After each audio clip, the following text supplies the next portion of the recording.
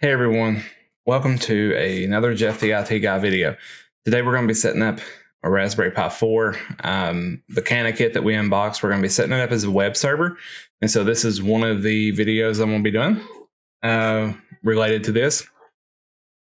Right now we're going to be accessing it through VNC Viewer so that I can record the video and everything like that. And that's through the network. And so hopefully after this, we'll have a working web server. We should. And then you can do a little bit of network attached web servering, instead of having to spin up something like AWS or Azure or a full-size Linux machine or build like WAMP or anything like that. So inside of VNC Viewer here, I've already set up everything on with the OS, which is Raspbian. It comes preloaded on the SD card that comes with the Cana kit. So you just go ahead, you put it in, run it, get it set up. And the only thing I did was I updated the system through the terminal, upgraded it, and then installed VNC Viewer both on the Raspberry Pi and on my Windows machine. So the first thing we're going to do, we're going to open up the terminal here. And I've already done updates, so we're going to skip that. But normally, if you hadn't done an update, you go ahead and update it. So we're going to type in sudo apt-get install Apache 2, and then we'll say -y, which is yes. So it's going to answer yes to, are we sure if we want to install it? Okay, so you just let this run. It's going to go ahead and install this.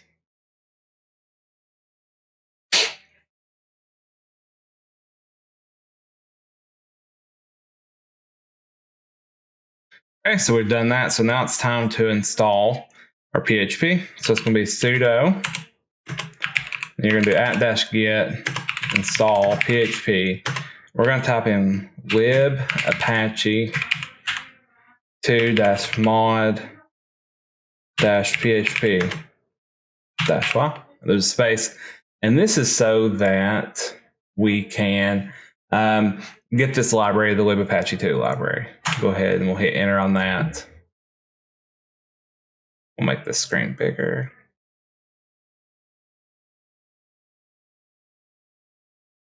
There we go. Be easier to see this way. So just go ahead and we'll let this do its thing, do all its installations. And once it's finished, then we'll install MariaDB. This is really super simple to do.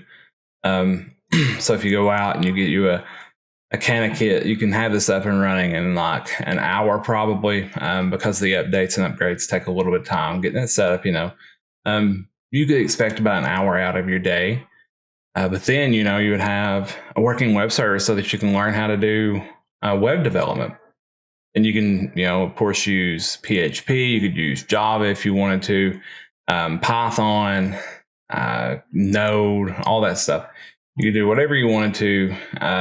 Go ahead and you can get set up. There's a ton of guides out there depending on what kind of web server you wanted to have. But this one here is just the typical like LAMP stack. So Linux, Apache, MySQL, PHP.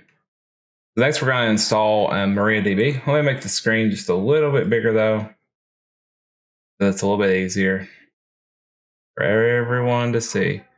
I didn't really think of that. So down here at the bottom, so now it's time to do sudo apt-get install mariadb-server. We'll go ahead and we'll install this and we'll hit yes here or Y.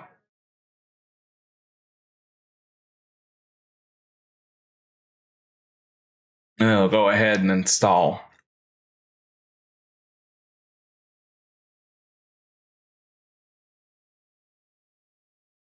So this is actually really just downloading it. After this, we're going to actually do the install. This is just downloading everything so that we can be prepared to install. So you just give it a minute. It could take a little bit of time.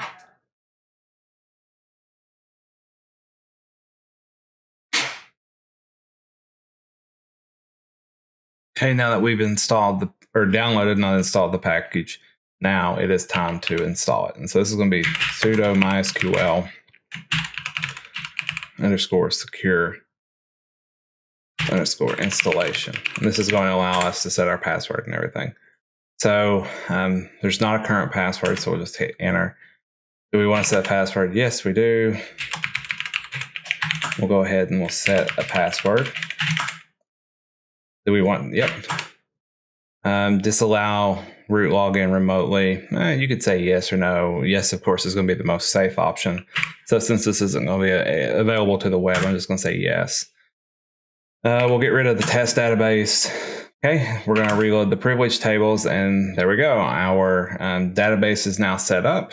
So it's time to install the PHP MySQL connector. So we're going to say sudo apt-get install php-mysql. This is so that we can access the database through PHP. We'll say yes, we do want to continue. We will let this load it up. All right, so we're good. Next thing we're going to do is we're going to restart this. And so it's sudo service apache 2 restart. And that's going to restart our server. And now it's time to test our server. And so we'll switch over to, let's type in localhost. There we go. So now we have a working web server.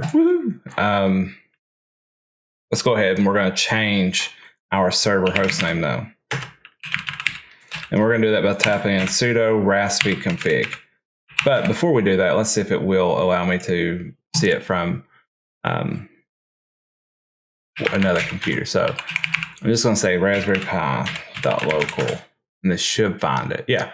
And so as you can see, we can hit this via the network. So we'll go back into VNC viewer. We're going to do config here, and we will do you go to network options, and then host name, hit OK. And then so we can just say, you can enter the host name for it. And so I'll put this as like the, we'll just say web server.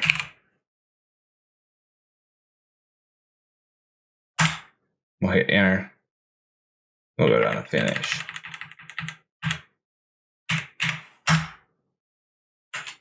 We'll reboot it. So it's going to reboot the Raspberry Pi, and then we should be able to it'll have its new name. So we'll wait for it to reconnect here. All right, so here we are. We're back in our Raspberry Pi after setting our web server up and our new host name. So let's go and see. So this should be, I'm going to say web server.local. And there we go. So we've changed the name. It's now web server. We'll go back. And so now we can do an ls, and we'll do like a cd ... You can do ls again, cd ... And this way you can get to where you can see that we now have, we can go cd var / www/html. Okay, we can do an ls, and we see that we have an index.html file. And so you can do sudo nano index tab, and then it will actually open this up. And we can see all of this beautiful, beautiful code in here. This is the index page that comes with it. However, you hit Control X, we will do sudo remove or rm index.html. And now it will not be there. And so now we can do our own. So we can say sudo nano index.html.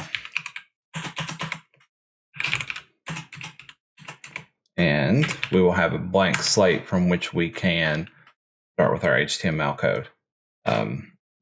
So you can do HTML, PHP, JavaScript in here, but we could just say, we'll just do like a paragraph tag here, and we'll say, hello, we can now code.